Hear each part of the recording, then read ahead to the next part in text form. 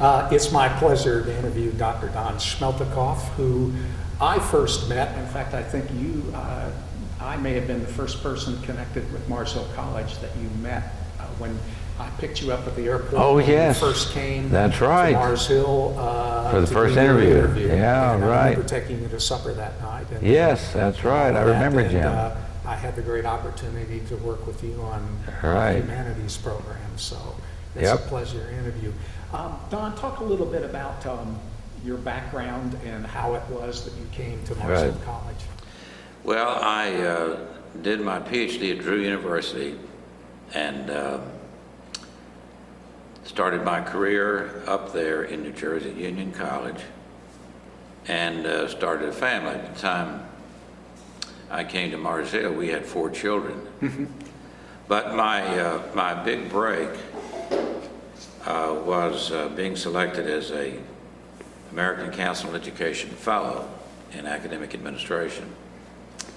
A year-long program. I spent half of the year at the Department of Higher Education in New Jersey, in Trenton, and the other half at a campus of the City University of New York, College of Staten Island. After that year, I got an offer to work at the National Endowment for the Humanities. So I went. While I was there, Bob Knott, who then was the provost, I guess, at Catawba, I'm not sure if that was his title, either provost or vice president for academic affairs, but he came up to Washington to see me about a grant for Catawba College in their general education program. That previous summer, I had been involved with a summer institute at the University of Colorado in Boulder, and 2 of his faculty members were there. I met them. They in turn told Bob about my being out there. Bob Knott and I knew each other from seminary in Southeastern back in the 60s. Here we had not seen each other for those, about 20 years. And then here Bob is in my office in Washington, talking to me about a grant. And as he's leaving, he says, you know, what do you plan to do long term? You know, one usually doesn't go to an agency like that in Washington intending to stay very long. And that was my case. And I said, well, I really want to be a dean someplace. And he told me about the Mars Hill position. So it was through Bob Knott. It was through Bob Knott. Then he nominated me right away, and I heard from the committee, and asking me to submit my application, and I did. And then it worked out. I came to Mars Hill, happy as I could be to get this position. I remember telling Bob when he mentioned Mars Hill to me, I said, Bob, I don't know, I'm probably too liberal for Mars Hill College. And I really put it that way. He said, oh no, he said, you'd be surprised. I had known some graduates of Mars Hill earlier, and I just figured that I might not be a good fit. But turned out to be a great fit. Great. And we got here in '85 and stayed 5 terrific years. Good. One of the things I'm personally curious in is that you replaced as dean a man who had been dean for many, many years, and who was legendary and very popular with the faculty. How difficult did you find it to step into Dick Hoffman's shoes? It was the easiest thing you could imagine.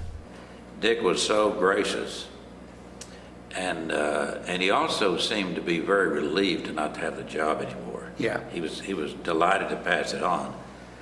And one of the things that was helpful and really, I think, made Dick comfortable with the transition was I'd asked to, when I was here for the interview the second time, I'd asked to visit with Dick. I think the other guy didn't ask to visit with Dick. No.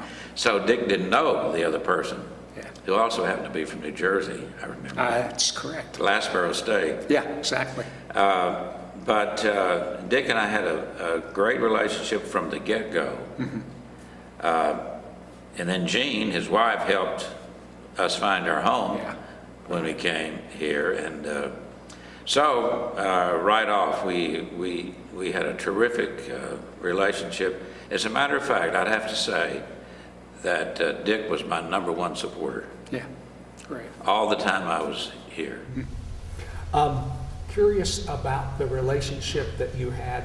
You had Dick, sort of the retired dean, who was Right. still in the administrative part of the, as assistant to the president or advisor to the president, Right, and then right. the president, and then He was right next door to Fred. Yeah. How did that circle or triangle? Okay, it actually worked to my benefit. There's a story that I want to tell in this connection, which Sure. illustrates exactly what I'm saying here. If you'll remember, during the first year that I was here, 85, 86, in the spring of that year, which had been the spring of 86, we had a consultant come to campus by the name of John Gardner from the University of South Carolina to help us with retention. He spent a day and a half with us. The campus was open to him to go and talk to anybody he wanted to, students, faculty, staff, so forth. And he got into the nooks and crannies of the campus and discovered some aspects of what was taking place that he saw as problematical. We also had a general meeting together, and John spoke at that. Well, I remember we had John Gardner and Fred and I had lunch together the second day to sort of do an exit interview before John would leave to go back to the University of South Carolina. And I didn't know what John Gardner was going to say. Fortunately, Fred had agreed to this visit. Did you set up the visit? Yes, I set up the visit, Yeah. but Fred agreed to it. As a matter of fact, I met John at a SACS meeting in Atlanta with Fred, Okay. and that's when I got Fred on board for John to come. But here we sat down to have lunch together, and the first thing John says to Fred is this: "Mr. President, you have problems here." Well, knowing Fred Bentley, as you do, or as you did and I did, that was a blow to Fred, and he didn't take to it kindly at all. So he was defensive during that entire interview, but John Gardner didn't step back any. He just laid it out there. Well, I could tell, it was very clear that Fred was unhappy with this guy. He was also unhappy with certain the reactions of the people and saying that we can do this or that or the other, and Fred was not sure about all that, what it might cost and so forth. And here I was in my first year, and I had an unhappy president on my hands. And I was a little nervous, to say the least. So I thought, what am I going to do to get a breakthrough on this? Because I personally am in trouble with Fred, but I don't know where this is going to go. So I thought, well, I'll go talk to Dick. So that night I went to Dick's house, and I told Dick what I had experienced in that meeting with John and Fred. And we concocted a scheme there that we thought would get Fred to come around. Dick said, Fred always comes to me in my office. He wants to know, what did I think about so-and-so? And he said, in the morning, he'll do that. He'll come into my office and he'll say, what did you think about this guy, John Gardner? And what he had to say and what went on. And Dick said, what I'll do is instant. I said, I thought it was great. Yeah. Just like, that's what I'll do. Yeah. And sure enough, it happened just like that. Yeah. Dick gave it a positive affirmation, and all of a sudden, Fred was okay with it. And from there on, it was smooth sailing. Smooth sailing. Totally, Fred was turned around instantly. Yeah. So then we created this big task force on retention, created about 10 different groups, 10 different committees.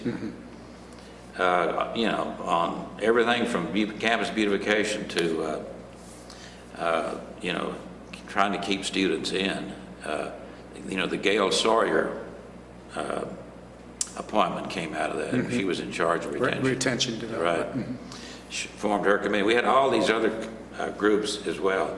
But that's how it worked with between Fred and Dick and I, or Dick and me for those years, and it was really a wonderful relationship, and Dick helped make it work. Great. So you would say that Fred's sounding board pretty much was Dick Oh yeah, Hoffman. right. You could tell that. Oh yes, and you know, the fact that Fred wanted Dick right down there, but Dick and I communicated all the time on and how we might do this or that. He was my sounding board as well. Mm-hmm. Did you ever have to use him again in your? Not as in that strategic a sense in that occasion. After that, you know, it was Fred and I sort of developed our own relationship, and I was able to work things out. But still, you know, Dick was always close at hand. There was a time, if you remember, where Dick was interim head of the library, right, like, for at least 2 years, right. And I think we appointed him to other positions on an interim basis. Was he a coach of one of our teams, like a tennis team or a coach or something? Don't remember that. But I remember that he was head of the library for at least 2 years, and I'm thinking there were one or two other positions that he might have taken up on an interim basis. But I mean, Dick was just a terrific guy to work with, and was always willing to jump in. Great. At any point. With people we've talked to before, when Dick was vice president for academic affairs, the impression that we had is that Dr. Bentley essentially left the academic program alone and did other work. Right. Was that the case with you too? Yes, but you had a long leash in regards to the academic program? But I did keep Fred, though, apprised of my intentions, to make sure that he was on board. Right. For example, during the general education review, I had a proposal together on that, put a proposal together on that to let him know. Oh, it just occurs to me. May I go back to the previous story? Overnight, I worked up a plan of, that was basically a concept plan of how we would move forward.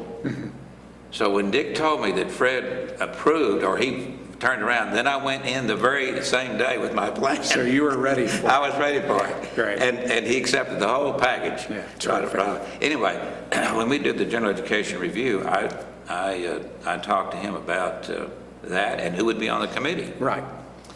I remember asking him about some people. Earl, you'll recall that Paige Lee was, I called him our Aristotle, if you remember. He was sort of the conceptualizer in some ways.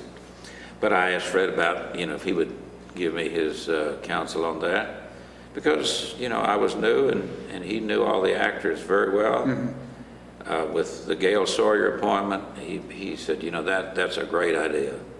And with, so I would check out these sort of things with him, but once we had those kind of conversations, then I did have a long leash. Yeah, great. And it worked very well. One of the things that you were known for while you were here was reviewing and then creating a new general education program. Right. You talk a little bit about where that idea came from. I know you came from the NEH, and the NEH was really involved in trying to get more material into general education. That's right. And I'd worked with a lot of institutions while I was at NEH on general education. One, for example, was Catholic University. And one of the things that impressed me about their proposal, which I was the program officer to review their grant, was the way in which they took their Catholic intellectual tradition seriously.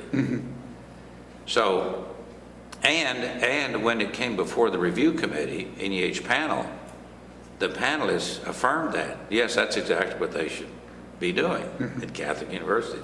So, it was natural then to come to Mars Hill, or when I came to Mars Hill, to think analogously about a certain intellectual tradition that would fit Mars Hill College. And there were two other things that were critical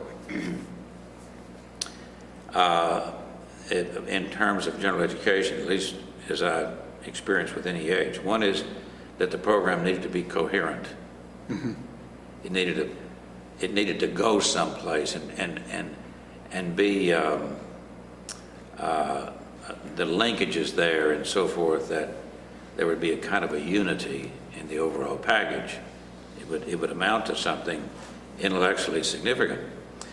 The other was that you'd read text directly and not read about these texts, but read the texts themselves through the tradition, beginning, in the ancient period, biblical period for us, right on through into the modern times. And if I remember, our proposal called for, was it 3 humanities sequence, three courses?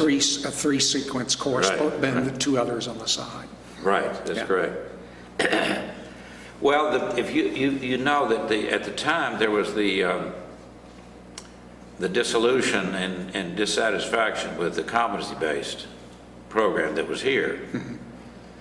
And when I came as a candidate, I wasn't really sure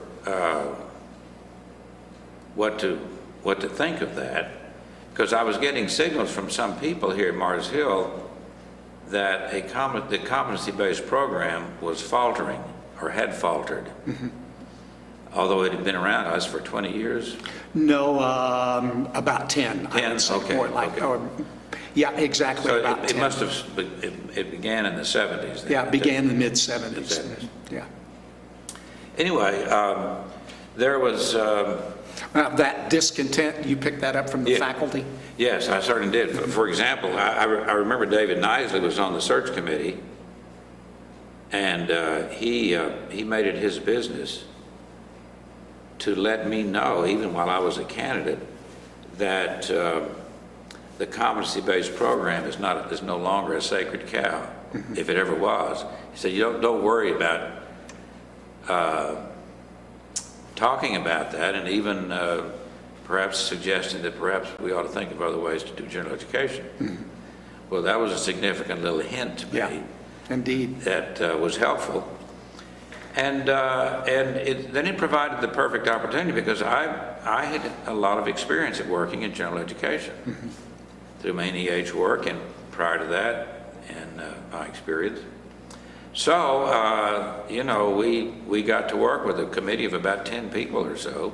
We had a really lively sequence of discussions. And then we did the grant proposal to NEH. And I couldn't understand why we weren't getting word from them whether it was going forward or not. I recall the grant call for, it was about $150,000 or so. Yeah, it ended up being $150,000. Yeah. And now this is a story on you, Jim. You were the project director. You wrote the grant proposal primarily. Well, with your help. And I knew it was a good proposal. But they dragged their feet at NEH. But we finally got word, and I remember you got word. You got the call from an officer. Was it Lynn White who called? It may have been. I'd run across her 2 or 3 times before she came here. Yeah, right. And that may have been one of those times. Because I think she was the interim director of the education program at the time in that division. Anyway, I remember from my office, or I guess I was standing out in the foyer area, I saw you running from your building across the way. I said, "What in the world is Jim doing?" You were running at full speed, and here you came in the building to say that you had just received word that we got the grant. And I was so happy about that. Was a thrilling moment That was for a both of thrilling us. moment for both of us, Yeah. there's no doubt about that. And then, you know, that gave us the resources we needed to put a great program together. At least I thought it was. I remember, you remember Ted Rabb from Ted Rabb. Princeton was one of our Yeah. consultants. And your friend from Oswego in New York, or Oh yes, Cook. Bill Cook. Bill Cook, oh yeah, Bill he's Cook terrific. was one of the, Yeah, actually came I forgot down about several him. times Yeah. as we developed the program. By the way, you would be, this is a side note, Bill ended up coming to Baylor several times. We selected him as a distinguished Cherry Professor of Teaching. He was with us for a full semester. Oh, really? Yeah. Interesting. Yeah. Still drinking his Cokes or whatever it was. And wearing his sandals. flip-flops. Yeah, flip-flops. Yeah. Yeah, that's right. That was a turnaround experience for Mars Hill. Yeah. How satisfied were you with the curriculum as it? Oh, I thought it was an excellent program. I wonder why Bob not changed it, in fact. But anyway, that's Well, another question. Yeah, that's, Let Bob talk about that. well, I could give you lots of information. Yeah, right. But no, I thought it was the one thing that we puzzled over quite a bit. Mars Hill at the time had if I recall, a 2-chorus religion requirement. Was it 1 or 2? Same as Old Testament, New Testament. 2, okay, 2. So one of the things we had to do is finesse that, because in this new curriculum we couldn't have 2 religion courses. So Humanities 1 really turned out to be essentially kind of a joining together those 2 religion courses. And of course the faculty that we had then was prepared to do that. Well, you also finessed that by insisting that religious texts were also That's right. inserted in the second and the third That's course right. as well. So Yes, it wasn't good like point. That was just the one Correct, course. that correct. dealt So I with guess we read religious Augustine and Dante, and I remember Ted Rabb teaching Dante to you Calvin, guys. Calvin and Luther probably. Luther, exactly. Yeah, that's a very good point. Yeah. So that was the at the time I remember that was of a concern as to whether or not the religion component would be shortchanged, but I think you just explained how actually it may have actually improved it, because it brought in the tradition Yeah. as well as the biblical period. Did you get any feel or flack from the faculty or from the state convention or from the president? that there None were any whatsoever. difficulties? I've never heard any. Of course, I may have forgotten some, but I don't recall any. Yeah. As I recall, the faculty were by and large excited with the opportunity to teach those texts. Exactly. I know you were. Yeah. Yeah. And there were others like you in the history department, and we had to kind of borrow around in our faculty to get enough. And the interdisciplinary nature of the humanities sequence was generally something that faculty members enjoy. Yeah. It followed on a tradition from when I first came here of some 1 or 2 interdisciplinary courses, so many of the Right. faculty were already used to That's dealing correct, with exactly. interdisciplinary, and Yep. what we were able to do with the NEH grant was to build on that. That's right. More That's people exactly into right. it. And as I recall, Jim, each humanities course had a core faculty with sort of a presider or leader for each one of the Exactly. sequences. Yeah.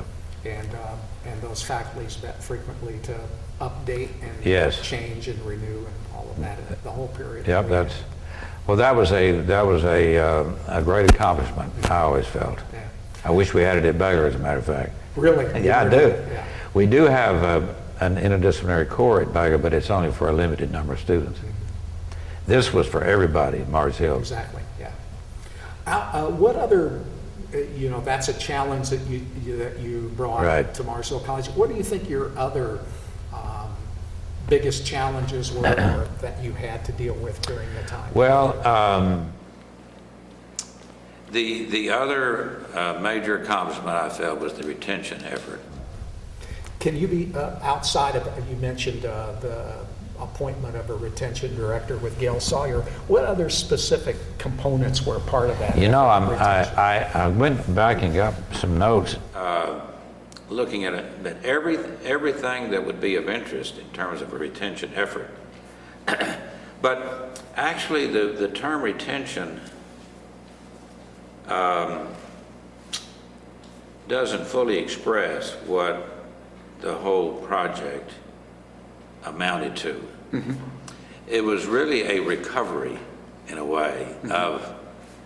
of a sense of mission and direction for the institution, where I had the feeling that everybody on campus was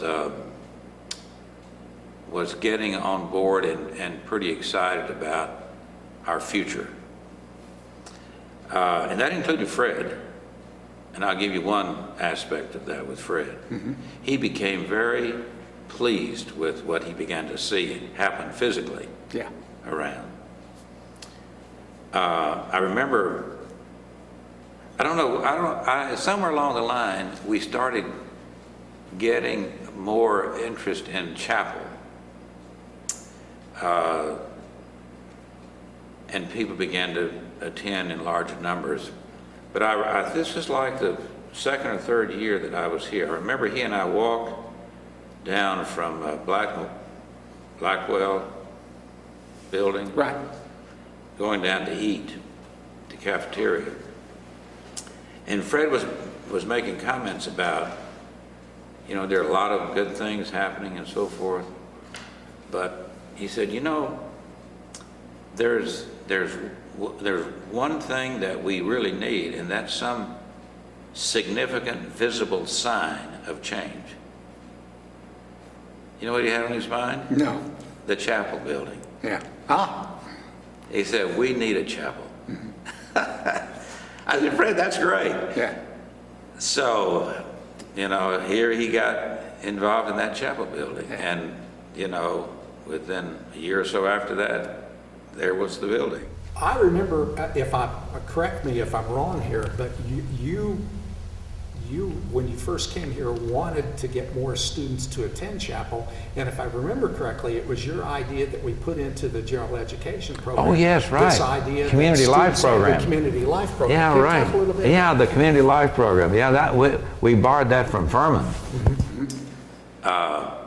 At Furman, they didn't call it community life. It was something close to that. You had to attend a certain number of university-sponsored cultural academic events over the course of your career in order to graduate. And so we integrated into the general education program this community life aspect, and I think it was 40 events you had to attend over 40. Yeah, 10 per year. 10 per year, and chapel would count. Yeah, exactly. And we had to kind of fight over that a little bit, but we got it in, fortunately, because, I mean, it would have been difficult for us to come up with enough events for students to choose from. But we had, you know, various lectures and plays, and I don't know if we... Musical performances, exactly. And then chapel, and, you know, all of a sudden, you know, we started having 200 people at chapel. Yeah. Now, we didn't make it retroactive. We phased it in. We phased it in with the freshmen, and then they had it all the way through in the next class. Right. Because I remember by the time I left in 89, 90 was my last year, we were having 200 people in chapel. Mm-hmm. And in the new building, it was pretty well filled up. Yeah. And we were getting very good speakers. Another thing that we did that Fred supported, we started paying, or we had funds to bring in outside speakers for chapel. For chapel. Yeah. Mm-hmm. And Marie Bean, she had this fund available, and she brought in excellent speakers. Yeah. Once a week. I've told that story many times about how much difference that made. Yeah. At least I felt it did. Yeah. Well, there was no doubt that there was a huge increase. And it was one of the neat things about it was everybody was encouraged to attend. students, but also faculty and staff. Faculty and staff. Now let me tell you something here. This is a little story on Fred. That's good. He would own up to it if he were still alive. I remember the first year I was here, there were complaints about lack of support for chapel. So we were meeting over in Moore Hall back then, and you know, there would be 50 or so people there. The auditorium seats 1,200 or something. Right. You have this small group of folks, and this terrific pipe organ, but nobody there much. And then I learned one day that staff never attended, because Fred had this policy that if staff members attended chapel, they had to make up the time at noon or at the end of the day. Yeah. So at the end of the first year, I went into Fred and I said, Fred, you know, this is a problem. This fear that staff have of going to chapel because they're going to be penalized for it. So he relented. He relented, yeah. Yeah. And thereafter they could attend, and I'd go around and I'd recruit them for chapel, and they would go too. You and your wife are also associated with the beautification program on campus. Right, Was that right. also part of the retention program? Yes, as one well? of the the way the campus. Nothing was more exciting for the community, the Mars Hill community, staff, faculty, and even students, than the beautification program. So many people got involved in that. Judy was the head of that particular task force, and you know, she got, I mean, people involved about landscaping around their buildings. I can remember to this day seeing Don Anderson and other members of the social science division working around their building. What was the name of that building? Founders Hall. Founders Hall. Out there happily working together, planting flowers and bush, whatever you call them, bushes or whatever. I think they're bushes. Bushes, right. And it just made such to see that that cooperative spirit and enjoying it, you know, and making a difference. And it was going to be permanent. And that began to happen all over the place. And it was one of the really fun things about that is how many contributions we got from florists. They would give us flowers, did not know give that. us bushes. Yeah. We'd have to pay for some, but even when we paid, it was a very nominal charge. So we were able to do an enormous amount of beautification with very little money. Yeah. We did begin to have to hire one or two people more on the maintenance staff to help out, but one of the key guys there who bought into it totally was Ed Knight. He was fully committed to it, and that was an important factor. Ed was very. I think that was during the transition from Jim Fish to Ed Knight. Ed Knight, yeah. Ed was really excited about it. Was that one of the pieces of advice that you got from that Yes. that guy that you brought That's in the right. first year? Yeah, Okay. yeah, it certainly the was. physical view of the campus. Right. Also, Judy's got an eye for that, and she still does. She's right away when we drove through the campus, she noticed all the flights, and they're planning annuals. That's perennials. Which one is it? Perennials. You have to replan every year, right? Annuals. Oh, annuals. Yes, all of the flowers. I mean, that's an enormous effort. We have a greenhouse now. Oh, is that right? Yeah, so that's Oh why, my! yeah. I'll tell you about As that. Earl and I were driving in today, we noticed all the flowers, and then we Oh, it's fantastic. both remarked to one another that Yeah, that right. started under the period of time that you were here. Well, that particular effort suited Judy's talents exactly. She was good in working with people. She also had a good eye for landscaping. Yeah. You're also associated with creating the National Commission. Look a little bit, talk You a know, little bit yeah. about why that came about and what you hope to accomplish by putting that. I think it was called the National Commission On the future of Mars Hill, right. College. Well, I got that idea from a colleague of mine at Drake. As a matter of fact, I think I had him on campus, Yeah. Mike Marty. Yeah, exactly. He was here. He was our outside evaluator That's right. for the grant. Mike, when he got to Drake, the president there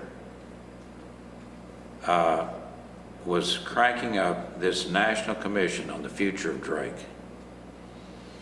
This president done the same thing at the prior institution he served as president. By the way, he went after Drake to TCU and did the same thing at TCU Yeah. while I was out there and heard about that. But anyway, this national commission and Mike Marty showed me the names of the people who were on this national commission and where they came from and what they did. They came from all over the United States. Many of them, or most of them, had a prior relationship with Drake, but not all did. Mm-hmm. But they were all significant people, professionals from different areas, business people, successful in one way or the other, and people who could make a difference, with their names associated with this National Commission. And it was a transforming experience for Drake. Well, I made this proposal to Fred about a National Commission. I think this was actually the last year I was here. Yeah. 88, 89, 90. And Fred liked it. And we put together gosh, I forget how many people were on the commission. I would assume 50 or 60. I looked recently. I was moving some stuff around in my office at home, and I think, if I remember correctly, it was 50. I saw right, the document recently. Now, Jim, I left as that project was just getting underway. Mm-hmm. So I don't know how it, frankly, I don't remember how it eventuated Mm-hmm. and what happened. I do remember seeing reports on it later, but Mm-hmm. I lost contact with it. Right. But that's how it got started. Okay. Can you were here for 5 years. What would you say your biggest frustrations were? Administrators have got to have frustrations. Right. What were your biggest difficulties or frustrations? We didn't have money. We were a relatively poor institution, but we were getting wealthier. Well, we were getting more money, right. And our student retention was improving. Some of our enrollment was growing some. But money was always a problem. But it was our development efforts. Jim Cox was very good, but Jim didn't have a lot of help, as I recall. Right. Fred was going to spend more time on fundraising, and he did. But then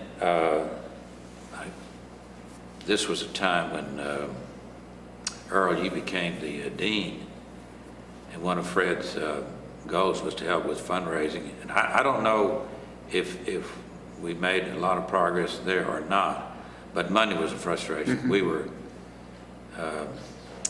we couldn't pay salaries at the level that Right. we wanted to.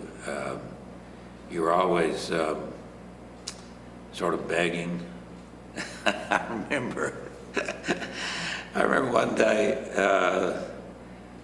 you recall the old garbage truck that we had back then? It was a kind of an open bobtail truck. Right. And I went to Jim Cox and I said, Jim, this garbage truck is an embarrassment. It makes us look bad. And it happened to be parked out there by Blackwell, so we come out and look at it. And Jim, he said, that's just pitiful. That's just pitiful. So he calls up one of his buddies, his been so generous with Mars Hill, who was a Kentucky Fried Chicken chain. Oh, What's his name? the guy in, From Central Carolina. Yeah. Great, great guy.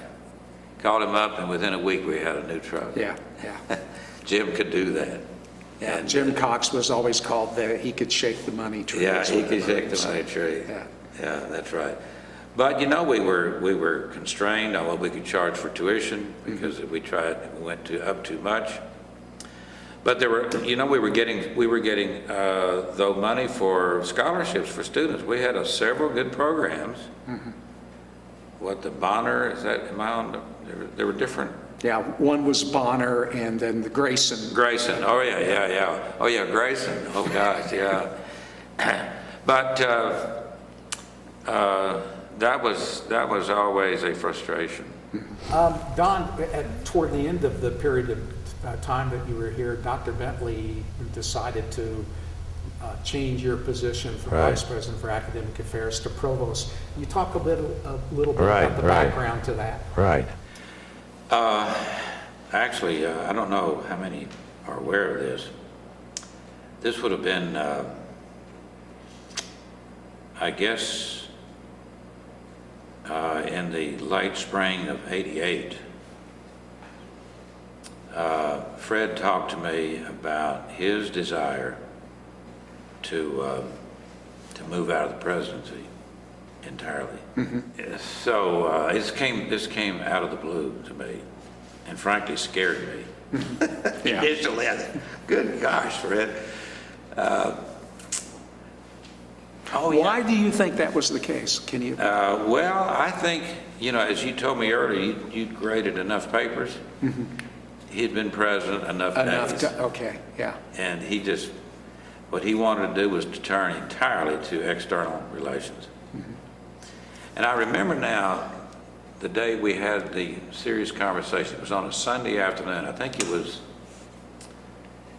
the Super Bowl Sunday of like January, late January or February, early February of Yeah. 1988. 88.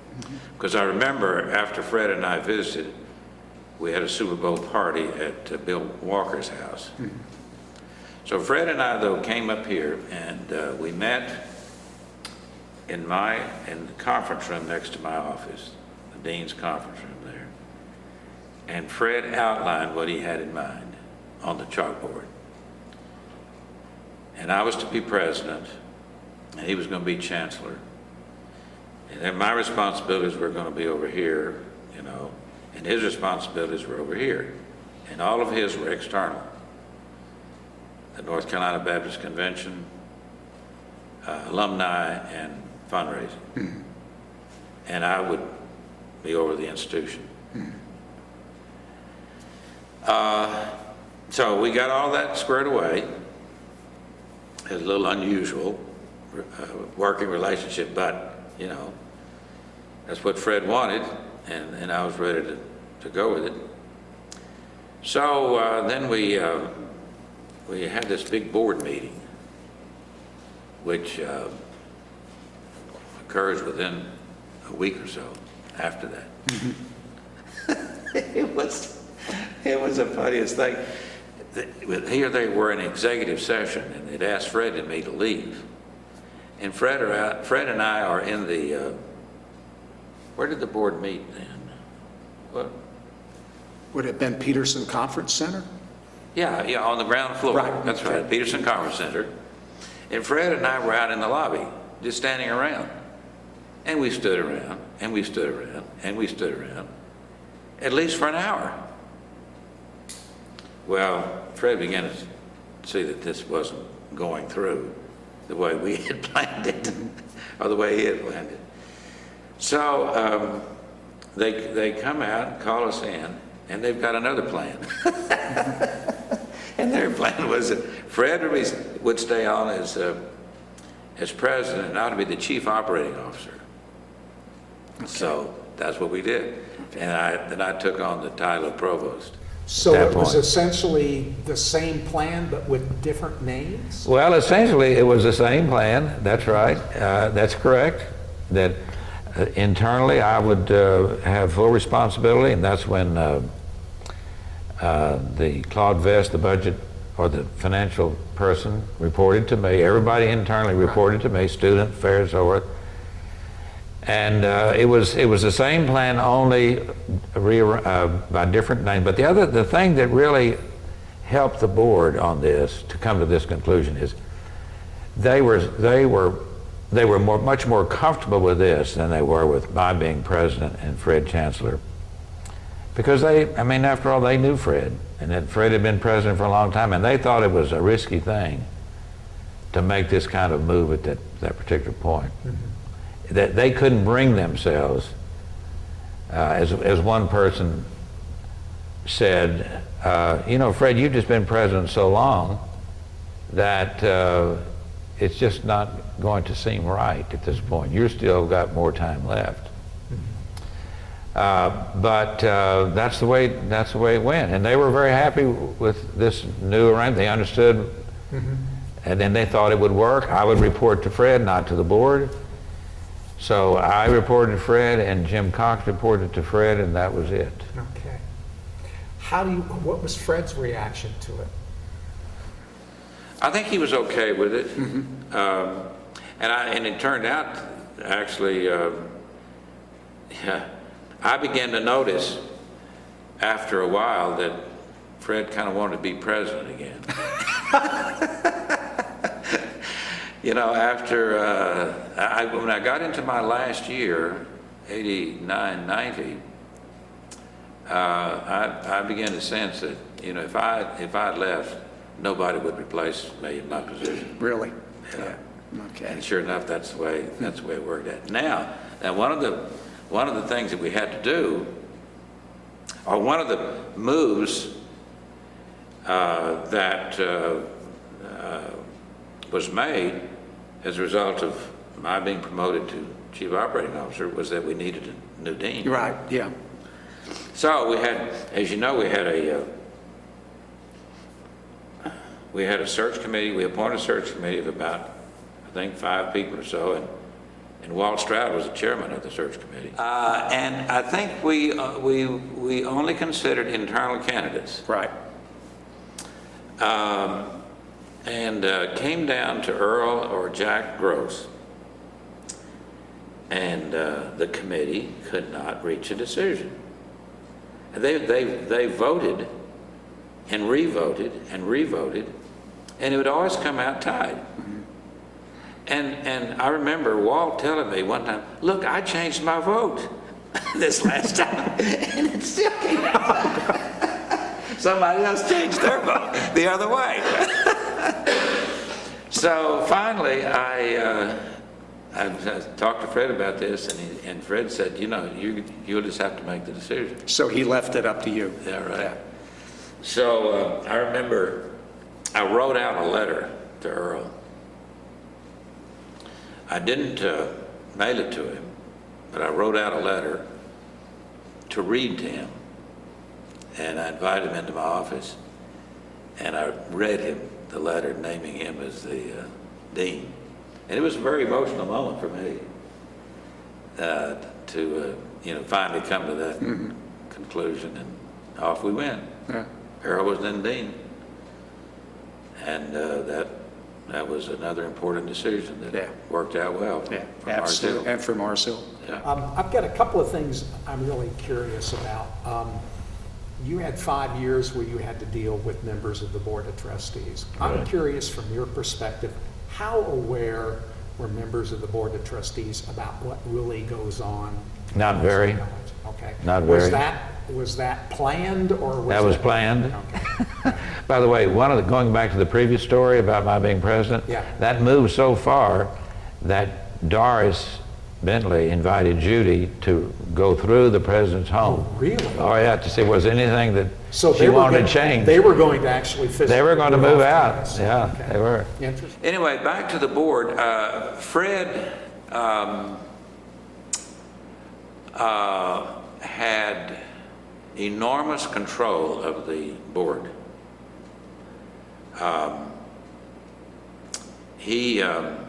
First of all, the board only met 2 times a year. Yeah. And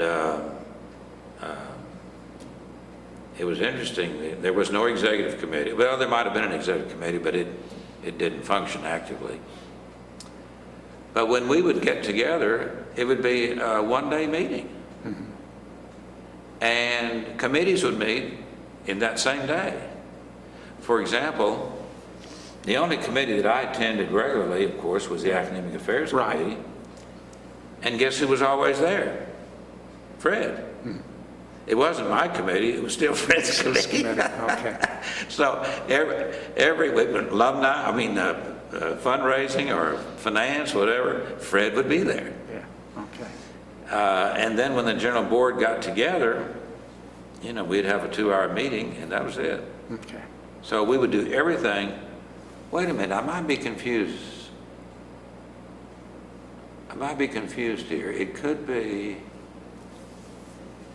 that the committees might have met on a separate day,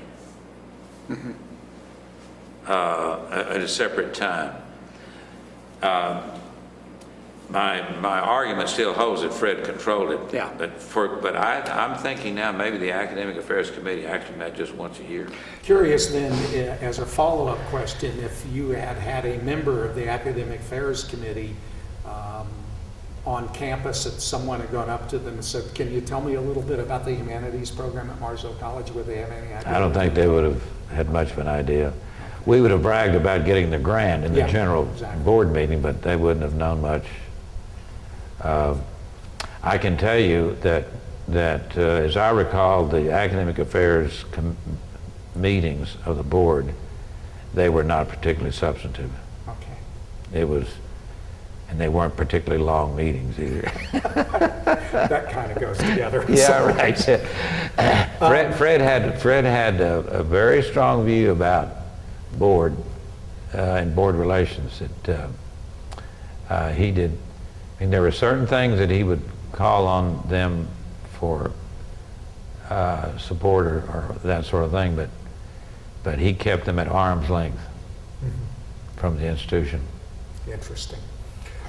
I'm also curious to know if Dick played any role or if you knew what his reaction was to this idea of a president and a program. No,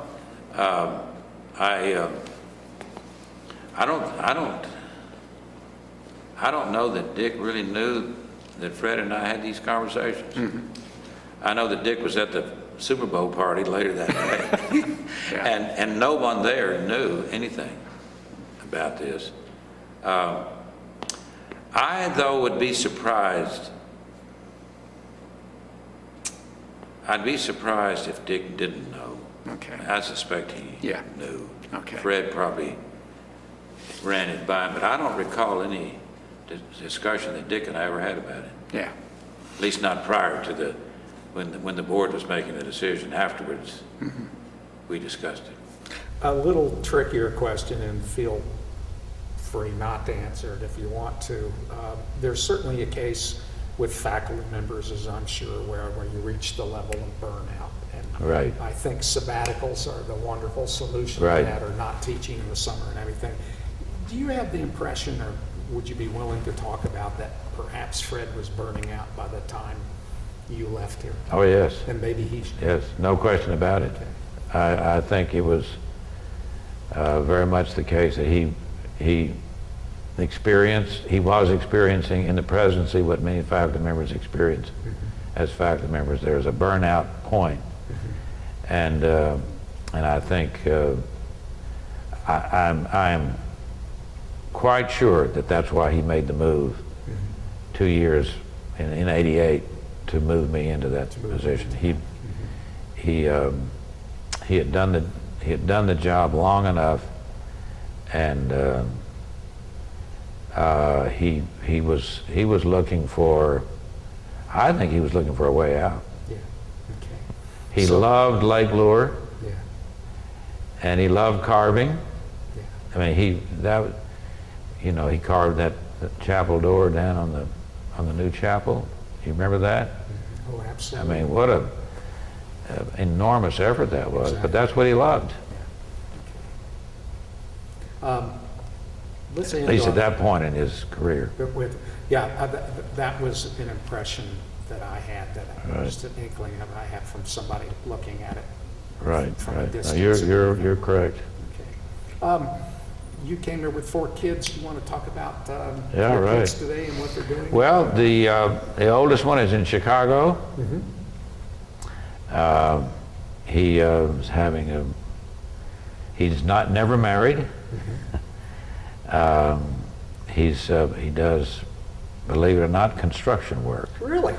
That's Yeah. right. He is now 40. He was born in '66, so he's 40. He'll be 43 this fall. I got married at 46. Okay. Yeah, there's hope then. Thanks. Elizabeth, our next child, is here in Marshall, Oh, I didn't know that. living in Marshall. She came back to this area 6 years ago with a child in hand who's now, he'll be a freshman at UNCA this fall. Really? Right? And she is in counseling. It's sort of a version of family counseling, but it's more, she does more individual counseling with parents and that sort of thing. She is with some other folks, although her counseling is, she has to look after her own business. She's not part of a firm, but she's with other people in the location. So she's now living in Marshall, up this large mountain to get there. You wonder, it's unbelievable. Our next son, Andrew, is in Waco. By the way, Elizabeth has 2 degrees from Baylor. Baylor, yeah. Andrew also has 2 degrees from Baylor. He is a businessman in Waco with a wife and 2 children, 2 girls. He is in the business of buying and selling depressed assets. In other words, if a company goes bankrupt, he looks at those kind of companies and bids on them, and if he can buy them, he does. He's with some other people, of course. But it takes a lot of. Must be very busy. Yeah, yes, exactly. But it takes a lot of money to do that. Exactly. But he's good at it. Good. Yeah, and lives there in Waco. The youngest son, Stephen, who, when we were here, he was, he was in the 3rd, 4th, 5th, 6th grade. Yeah. He is now married and in Denver with 2 little children. Yeah. And he's in the same business as Andrew. Really? Yep. Yeah. They don't compete against each other, but he's doing the very same thing.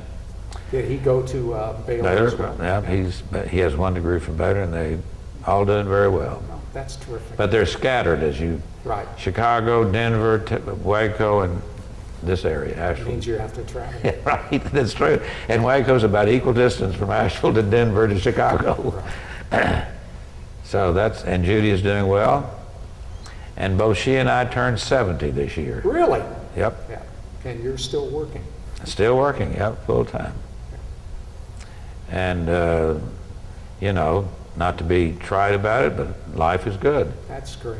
Yeah, Don, it it's is. been a real pleasure. Thank you, Thanks for Jim. doing this. Thanks for asking me to do it. Sure.